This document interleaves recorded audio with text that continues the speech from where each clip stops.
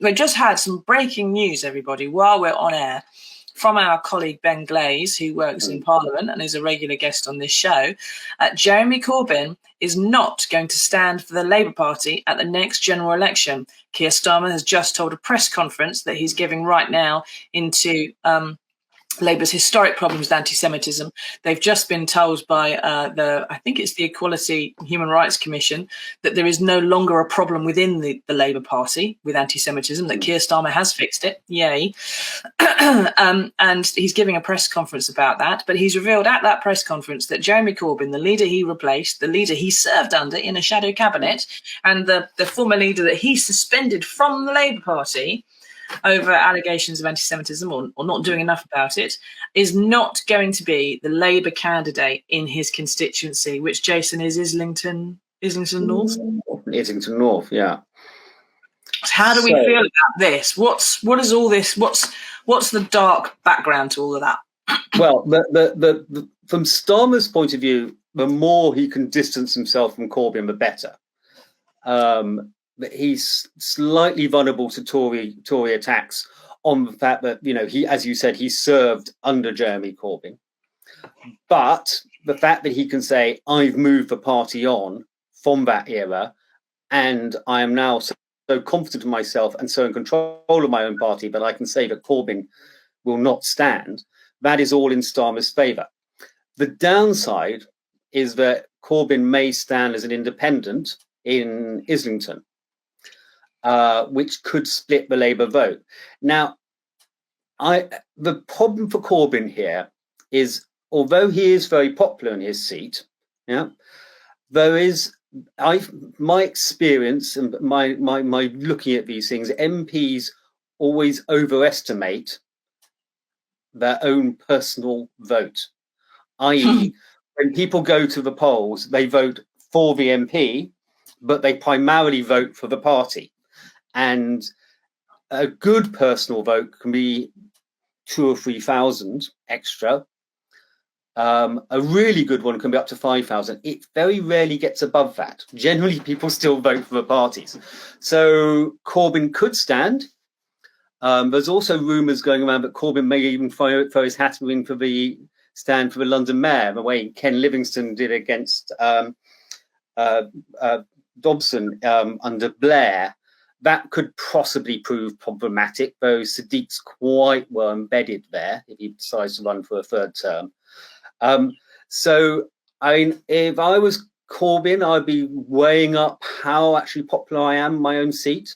But you're implying here, Jason, that lots of MPs are raging egotists and think only about themselves and their own popularity. So if he's weighing it up, he will be...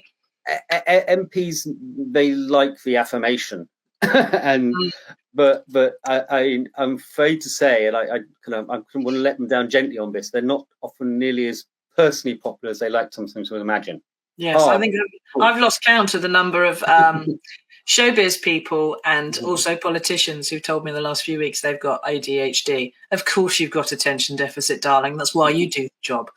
Now, it'll be interesting to see what happens.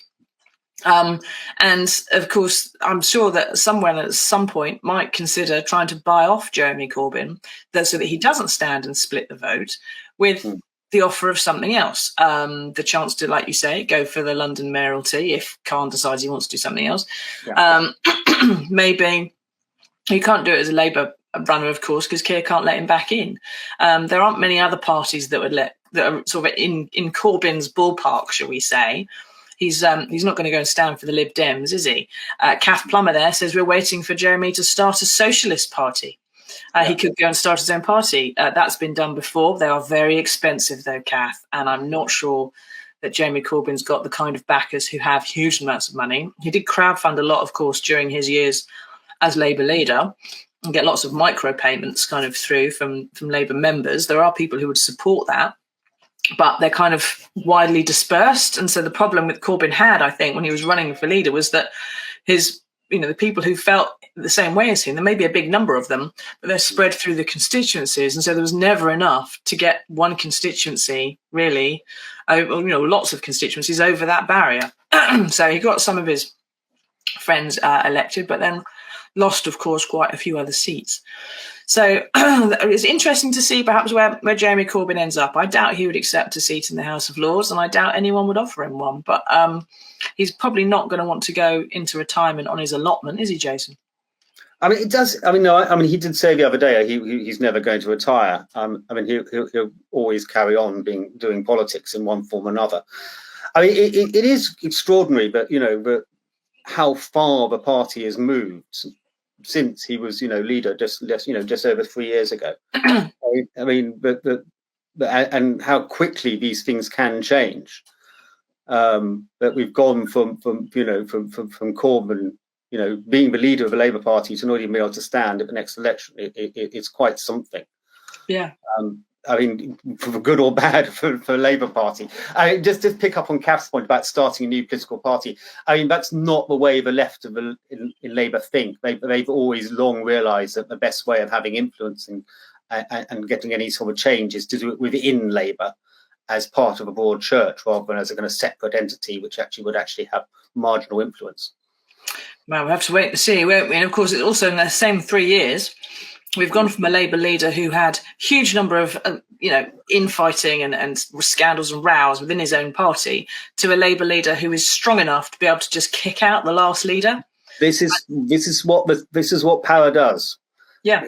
This is, when you're close to power. On the other side of the House of Commons, you've gone from a leader who, in the Conservatives, who was strong enough to win a landslide, to a leader who can't even fire, people from his cabinet when they've been accused of wrongdoing and clean up his reputation. You had to wait days before he could find Nadeem Zahawi, who brought back in Suella Braverman, as you said, and now finds himself waiting months while the Dominic Raab scandal carries on and causes him a huge number of problems. The balance of power has definitely shifted in the House of Commons. Mike says the expulsion of Corbyn could cause a ruckus in the Labour Party. Some of the left will no doubt attack Starmer. Yeah, but he seems strong enough to withstand it, Mike, doesn't he? I doubt it's going to do anything to his election prospects with a wider country to be found to be less of a left-wing loon than Corbyn was, as far as the more Starmer can define himself against the left of a party, the happier he is. Yeah, I mean, Blair used to do the same thing. In those days, was people like Eric Heffer on the left of the party who saw themselves as a thorn in Blair's side, but actually Blair kind of welcomed it because he kept on saying, "Look, I'm not Eric Heffer," and for Starmer, that definition is very valuable. What could prove problematic for Starmer is if he wins with a narrow majority at the next election, or he wins with it's a minority. And he has to form, he doesn't get an overall majority and has to form a kind of government with a coalition. In that point, then the left, and there's still enough of them in the party, there's 30 MPs in that kind of Corbyn camp, then they'd have quite a lot of leverage because every vote comes along, they can go, well, look. Yeah, we're not going to do it unless you do X. I think that's where we need to, before we move on to some good news and letting my throat go, Bill says there's nothing socialist left in Starmer's Labour Party. I'm just about to address this point, Bill. A lot of people who were pro-Corbyn and pro-socialism and some of the more radical policies that Corbyn had would say that Starmer is going to not do any of that, and by throwing Corbyn out and moving further away from that, as Jason has just said, that they are betraying those ideals and are going to be, kind of a soft Tory kind of government. I would suggest, all right, that considering history and considering Starmer's need to get elected before he can do anything, and considering also some of the stuff that he has signed up to and spoken about in the past, I would suggest that you give the guy the benefit of the doubt for a bit, because I think he could well do some fairly radical things once he's in, but it's an issue of getting in first. And you're not going to get in if you are holding hands with Jeremy Corbyn. You are going to get in if you say, Jeremy Corbyn is gone, that era is over, look at me, I'm all professional, and I'm wearing a suit and tie, and I'm not on my allotment. Right? That's how you get elected. Once he's elected, then that's the time to worry about whether or not he is doing all the things that you would want a Labour Prime Minister to do. And I hope there's a national care service. I hope there's proper recognition for nuclear test veterans. I hope there's a few other things. Someone did mention to me the other day that he's more of a Clement Attlee, a bit quieter, a bit more boring maybe, but actually quite radical. So we'll have to wait and see, because I think Britain might be ready for some of that stuff now. We'll have to find out, won't we?